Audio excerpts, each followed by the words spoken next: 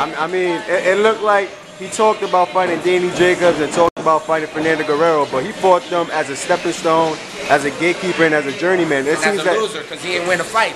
Regardless what you say, controversy or not, I may not have fought anybody, but the challenges that I did that came about at that time were the biggest, you know, in my career. Jesse fought for a world title, you know what I'm saying? Ishe has really not fought for a legitimate world title. So, you know, it's a perfect fight. I step outside of my weight class, you know. Your boy Ishe is a boxing prostitute because he got no opportunities.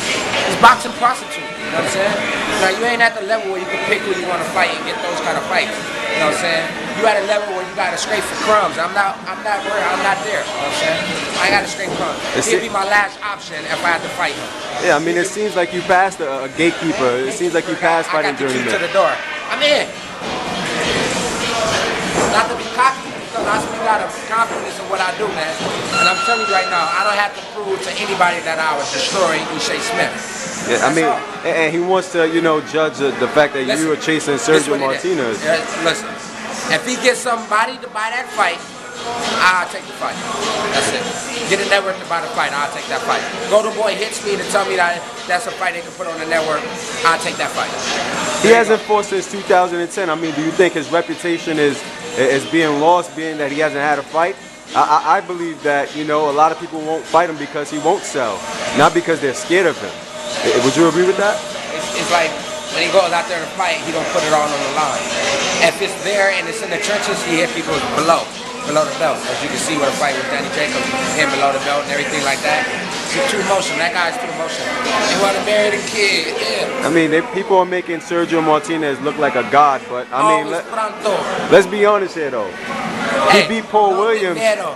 He beat Paul Williams. That was a knockout waiting to happen though, and he beat Kelly Pavlik, who really hasn't been where his game is at. So I mean, Sergio is not really a god. I mean, he's a good fighter, but he's not a god. He's not a god. Nobody's a god in the sport. You know what I mean? That's all I'm saying. Nobody's a god.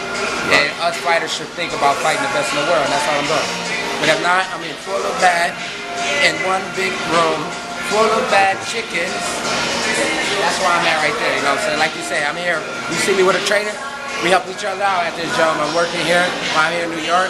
Back to wild card, but I'm still staying what I do for a living because I don't have to get paid for this part. Training and working out, having to look good. Seems like you enjoy New York City a lot. Talking about it. Talking about it. Come on.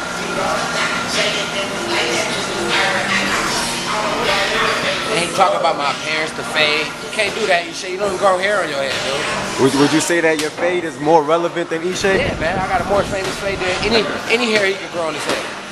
He don't grow hair, so he's talking about my fade because he don't grow hair. So people that can't grow hair, they get mad at people with hair. You know what I'm saying? That does, you know what I mean? That's what just what it is. You know what I'm saying? A man appearance. I don't have a problem in the ladies department. Trust me on that when I tell you. Trust me on that when I tell you, boy. You know what I'm saying? So I could care less to be talking about this man personally. You know what I'm saying? I don't know him to do that. You know what I'm saying? He don't know me to do that. But with the matters at hand, I don't mind fighting him if a nerd will pick it up. So if they want to make that fight, let it happen. I mean, the fans want to see it. Tell them to hit Golden Boy. Tell them to do it. Make it happen. Let me see what we gonna do. Real quick though, I heard you on a radio show talking about how you turned down a fight with Lucien Butte, and you really didn't get to speak your mind on that. It seems like you was getting interrupted a lot.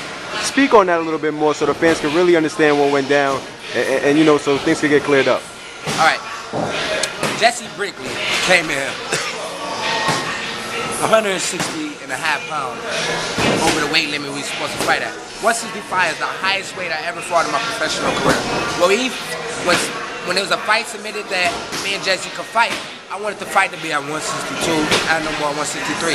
I agreed to go up 2 more pounds than fight 165 pounds. Now, if I was to go fight Lucien Butte, say I come out a winner, I have to start competing as a super middleweight now. You know what I'm saying? So what I'm trying to say is I'm trying to secure everything and all my opportunities at middleweight right now. And if there's no more opportunities for me, guess what? I'll take my time, go up and move up the right kind of way. It's no problem. I'm walking around right 172 pounds right now. You know what I mean? I can guarantee you Lucien is probably walking around 190. You know what I mean, those guys are bigger than me, man. So that's what you take pride in, just walking around in shape and staying ready for that opportunity. Nah, staying ready for opportunity. But it got to be the right opportunity. The right kind of opportunity. You can't just take any opportunity. That's right. Because you close your opportunities with what's out there. Now, Game Matola can say all he wants about I haven't fought nobody creditable. Your boy Ishe has. He has, but he hasn't came out victorious in none of those bouts. His last bout that he, so-called did good again was Paul Wilder. But then since then, Paul Wilder revived himself by taking on the challenges that he took and beating some of the guys. And now look where he's at right now. Having a fight of the year on his record and resume. When we think about Ishe's career, what we think about? We don't think about the Paul Wilder win. We think about all the decisions and the opportunities after that where he took where he came up short. I don't care where he did with Fernando Guerrero. He didn't beat him. You know what I'm saying? Okay, when you move on. He had another opportunity. When he fought Danny Jacobs, there's one opportunity after the next. The last guy he just fought was a guy I demolished in one round, if I'm not mistaken. One round, demolished him. He wasn't on my level. They shouldn't even bring him in, you know what I'm saying? So if he's talking about guys that he challenged, man, him fighting the same guy. He just fought Alan Pacheco. What's that guy's name? Did he fight them? He just fought him his last fight. That's his most credible win to date right now is fighting that guy. And when you fought your last guy, I understand that he was a villain. He had 5 losses too, didn't he? Yeah. Did he not have 5 losses? How many losses do Ishe got? 5. 5 losses. Okay. What's Ishe record? You asking the wrong guy. That's my point. I just remember his 5 losses. He should have been a step-in opponent last minute. Why he didn't fight me the last fight when I knew was in desperate need for an opponent? I did an 8-week training camp. When they pulled out Trav Tarbison, if he wanted to fight me so bad, why did he not submit his name to be in that challenge? That's for Ishe to answer that question. You know what? You're trying to ride off a piggy bank off a bona fide superstar. I'm telling you. When I tell you what I'm trying to say, not only do I talk it, but I work it in this gym. This is where my life is at right here. I put everything on the line. You know what I'm saying? I moved from Grand Rapids, Michigan to New York. I conquered New York. I got New York on my back. You know what I'm saying? They ride with me because this is where I built my career. You know what I'm saying? I'm in California, uncharted territories for a guy like me. By myself. I take everything business. Like, this dude don't take his career. Because obviously, he take any decision out there and nobody come up short. That's what it is. It is. Now, nobody can say what they can say whatever you can say. I'm saying, Ishe Smith is my last resort for an opportunity to fight, okay? I want to take on a top 10 guy in the middleweight so I can break into the top 10 ranking. I'm rated as a middleweight, super middleweight. IBF got me number 5. I'm trying to be rated all across the broad. I don't know what they're going to do. They're going to do it, but I trust them they're going to do it. And I'm not about to keep going back and forth with this dude, giving too much life. But I guarantee you, he only got 200 followers on Twitter since he keep talking about Twitter wars. I don't care if you keep getting all your people involved with all that, whatever they do, yada, yada, yada. You are my last resort to fight because you have accomplished nothing in your whole career besides losses to Fernando Guerrero and Danny Jacobs. That's your most memorable highlights of your career, and besides the contender, which I already stopped the contender already, former contender. So you do agree with the fact that now in 2011, he's irrelevant? Nah, nobody even talk about him. He only got a little shine because he can bring up what you got. If you notice, you Google Kid Chocolate Peter Quillin, you're going to see my stats, everything about me. When you go Google up, you're going to notice that he calls everybody out, and nobody's supposedly want to fight you. Nobody going to fight you because there's no win-win for them, especially where we at right now, at the level I'm at right now. Looking forward, there's guys out there that I know they can put me against, and the world can see what I'm able to do. When you go on record and say, who have I called out? Paul Williams. I'm willing to meet Paul Williams 159 pounds. You know what I'm saying? I mean, anybody that's going to give me a world title. So, I got Freddie in my corner. I got Golden Boy working. I got the hardest manager in the business working for me, John C., who's got me as a priority and nobody else. I know he's going to try to give me the best opportunities out there, and I think Ishe Smith is not one of them. He's our last resort. If boxing is dying, then I have to fight him, then guess what? We're going to fight for the scraps. And obviously, I think he's making things a little too personal now.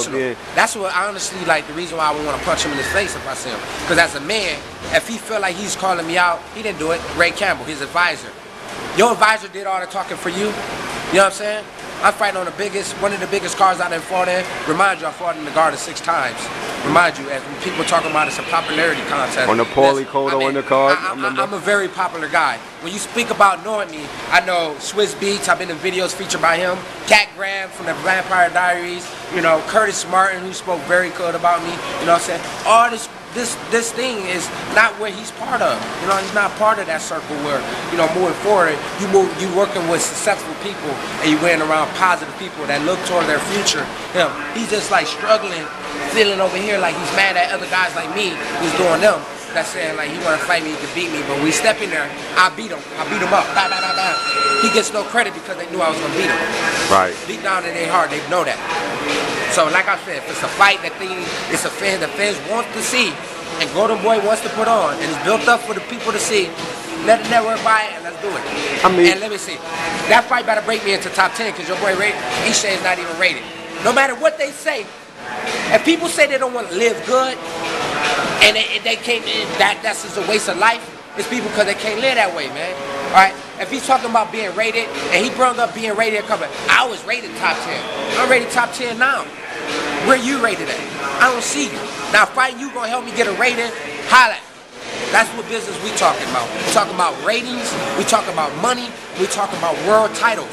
When we talk about those three, you're not in none of those.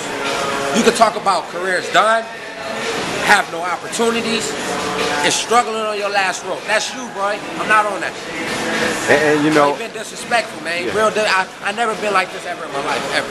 No, whereas a guy like this being disrespectful. I'm a pretty humble guy. Anybody tell you, anybody that met you, let you know. You see the kids, I do that all the time, without cameras around. I volunteer for, you know, Pit Bulls for Peace, LA responsible pit bull owners. You know what I'm saying? I volunteer my time to give back. You know what I'm saying? I spend time with my family. I work on the upbringing of my nieces and nephews. I try to be a positive influence so when they grow up, they see me, then they know what I work so hard for. And when you say Ishe, and I'm mentioning his kids, it's nothing disrespectful for him. I'm just saying, everybody's in the eyes of the beholder. So, you know, if you want to bring up your kids in the right kind of way, you want to show them the light, be positive about your situation. Obviously not that positive. And you know, speaking about what fights you would like to see, I mean, it's obvious Sergio Martinez is fighting Darren Barker, but in my opinion, I think that when he's done with that fight, I think that leaves the door for another American middleweight to get in the ring, because I don't think Cesar Chavez is going to get in the ring do the business. But Matthew Macklin, we may see him before me to fight Sergio Martinez. So I hope the best for Macklin. I think he's a good fighter. I like him a lot. He's a good person. I got X amount of rounds with him, and you know, I think he's good. You know what I'm saying? So if he gets the opportunity before me, I'll be happy, because those are the type of opportunities for speaking to him that he wants. But you know, maybe I get the win. Right. Because I'm trying to get a world title too. And so, you know, like I said, it's not nothing personal, never impersonal. Like I say, speak good about Matthew. I respect every fighter as a fighter first, because I know what it takes to be a fighter, because I am one. You know what I'm saying? So, you know, when I'm here and doing all this, speaking negative, that's totally not who I am, man. You know what I'm saying? I'm not even listening. I think, you know, the work shows more than when you prove in your actions speak louder than the words. So we already seen that when you say not coming up short on 2 fights.